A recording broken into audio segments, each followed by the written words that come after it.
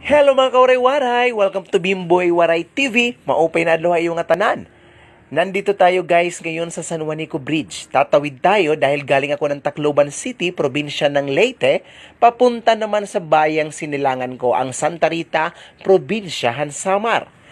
Kaya mga kawaray-waray, kung nakikita nyo, nandito na tayo sa San Juanico Bridge, ang napakagandang landmark ng buong Region 8. Diba? Ang nagdudugtong sa probinsya ng Leyte at ang probinsya ng Samar. Napakaganda talaga guys. Ayan, ito na yung pagpasok natin sa probinsya ng Samar galing sa Leyte. At sa kabilang side na, ito na ang Samar Province. Diba? Napakaganda guys. Napakaganda talaga ng San Juanico Bridge. Napakalaking tulong ng San Juanico Bridge sa buong Pilipinas dahil dito dumadaan ang mga sasakyan mula Luzon hanggang Mindanao, di ba?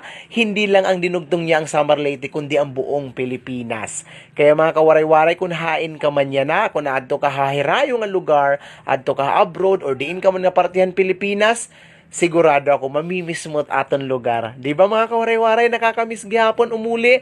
Kaya kung may panahon ka, bakasyon ni anay, di ba? Pasyadahat aton lugar nga napaka maupay. Damo nga salamat mga kawaray-waray.